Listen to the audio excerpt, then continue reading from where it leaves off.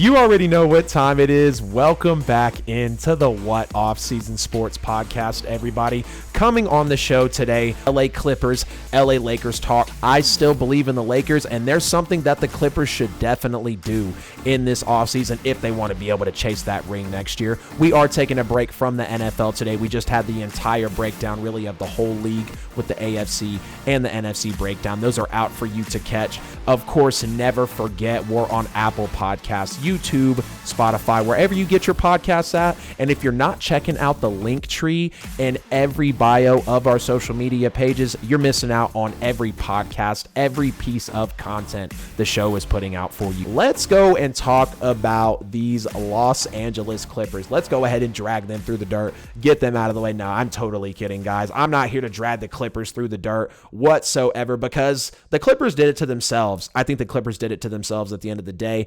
Kawhi Leonard wasn't playing great in the second half. If you saw my snip on Instagram, his second half and his fourth quarter stats were just absolutely garbage. But a big piece, I believe, that needs to be dealt out is Paul George. The Clippers should trade Paul George this offseason. Now, you look at his career stats, he's a 26-3 guy, so he's not a terrible player, but you got to look at three key things that have broke since the Clippers have got eliminated. Reports did break saying that Kawhi Leonard is the one and only untouchable Clipper on that roster. Teammates said they had multiple verbal altercations with Paul George during the playoffs. That's going to cause tension on the team. That's going to really set you up to not go into the next round of the playoffs with the right mojo. And having a possible toxic player like that, that's not going to help any championship aspirations whatsoever. And then after blowing the 3-1 lead to the Clippers, this is where you feel like Paul George has lost the locker room. The locker room is not in on Paul George anymore. He gave a speech inside that locker room that was met with, quote, eye rolls and bewilderment. These guys don't believe what Paul George is saying anymore. Playoff P, yeah, I think his appearance was definitely enough to show us all that Paul George is not a championship caliber player. Before he has the injury, of course, and I don't mean to come on this show and blast Paul George like that, but I think before the injury, Paul George was a championship caliber player, but you look now, and I just think it's hard for Paul George to get back to his old self, and of course, going down with the leg and everything, but I just think in today's day and age, Paul George is not a championship caliber player. I'll give it to him. He's a 6-time All-Star. He's a 2-time All-NBA defensive team, a 1-time All-NBA first team. He started every playoff game he's been in. He led the league in steals last year, going into his 11th season. But I've never been a huge advocate of Paul George. Yeah, he's a good player. Don't get me wrong. He's always been able to score the basketball, and he's been a good defensive guy. But what is his defining trait right now in the NBA? An elite scorer? A lockdown defender, a game manager, high-level basketball IQ. I can't personally give him any of these.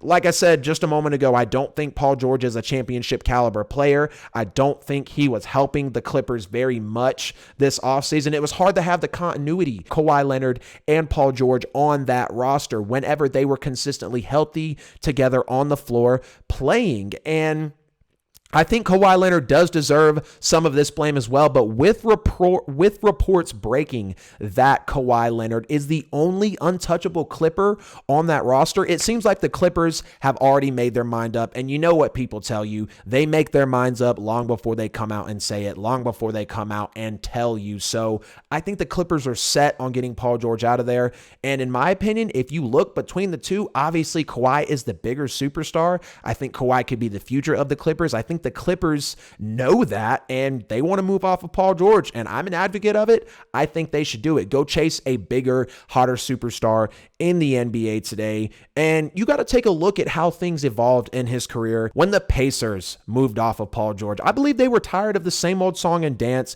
He wanted out of OKC after the Portland series. I wouldn't blame him after the way Damian Lillard eliminated them anyways. And then OKC needed to rebuild, starting with dishing out PG-13 and Russell Westbrook. So at the end of the day, like I said, I think the Clippers need to go chase a bigger, hotter, more championship prone and caliber caliber player to take that squad to the next level. And honestly, they could possibly even look at Doc Rivers as well.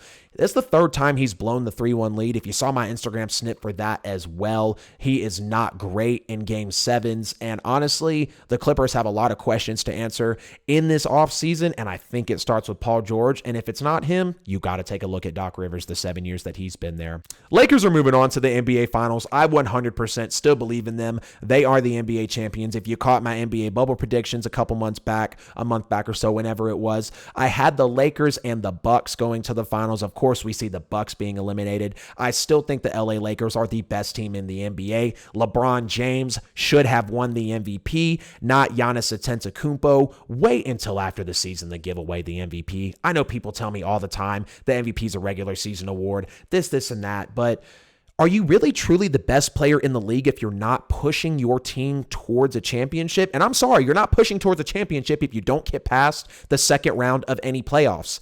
And that's what Giannis has not done. Yes, he got to the ECF, but this year, truly, if he was truly to win MVP back-to-back years, you were probably a dominant player, right? I'm not saying Giannis wasn't a dominant player, but to get his team over the hump and actually get to the finals, that's where I have to give it to LeBron James because he is in the NBA Finals now. I'm still high on the Lakers. They are the best bubble team left. I cannot and I will not doubt LeBron James in the postseason until he starts proving otherwise. And a great stat actually just broke today. The last 10 times LeBron James has made the playoffs, he's went to the finals every single time. Every time that man can make it past the regular season, he's got his mind set on one thing. It's championship or bust. I'm at least getting to the title, and I'm going to play my ass off to win it. And I think the Lakers are doing that this year. Anthony Davis is playing his mind out. Some of the best basketball he's played in his career this far. And he has an amazing supporting cast. You see Rajon Rondo, Danny Green, JaVale McGee, Dwight Howard, Dion Waiters, KCP, Kyle Kuzma, Alex Caruso. I think one of my favorite things about this Lakers team is I love seeing tenured veterans who went kind of under the radar for a few years now get their spotlight again. You think Rajon Rondo at one point in this league was the best point guard. You take a look at Danny Green from the Spurs to the Raptors, now pushing for his third title with a third team. JaVale McGee, I thought he fell off the face of the earth. Was he really going to have a surefire starting role in the NBA again? Yes, the hell he does. Look at him with the Lakers being one of their very important big forces down low. Dwight Howard on his second stint with the LA Lakers. He was arguably the best big man in the league for quite some time there, even when he went from Orlando, then over to the Lakers. He is one of the most important big men in that rotation for Los Angeles. And then Dion Waiters, he didn't work really anywhere else in the NBA. He works in Los Angeles. KCP, seeing him finally get a chance, a talented player that we know he used to be and arguably still kind of is, be able to push for his way to get to the NBA Finals. And then Kyle Kuzma, a young guy who I think is still earning his stripes in Los Angeles. And then Alex Caruso, who burst onto the scene this year for the Lakers. So you got a good mix of young and old here, but the veterans are super veterans in AD and LeBron, and just being able to see all these superstars come together, some that really used to be primed and some that are young, form a championship caliber team like this, I don't think the Lakers can be stopped. I wouldn't even look at the roster, guys. You go look at this entire Lakers roster, and you can argue every player on this roster is talented. The path is clear for the Lakers now. The Clippers are gone. The Bucks are gone. The Mavericks are gone.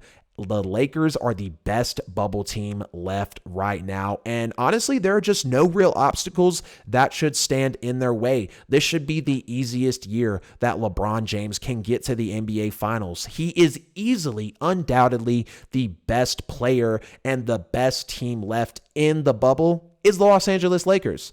That's going to wrap up today's episode of the What Offseason Sports Podcast, everybody. I appreciate y'all so much for tuning in for this packed episode I was able to put together for y'all today. Of course, never forget all of our platforms, Apple Podcasts, YouTube, Spotify, wherever your podcasts are at. And like I said, if you're not checking out the link tree in the Instagram bio, guys, you're missing every bit of What Offseason content we're putting out there for you. DM me on Instagram, hit me up on Facebook, on Twitter. We're even on LinkedIn as well. Go find us out there, engage with the show, comment, subscribe, anything that you interact with on the show, I'm right there to talk back to you guys. Of course, tune in next week for another episode of the What Off Season Sports Podcast. This is What Off Season signing out, everybody.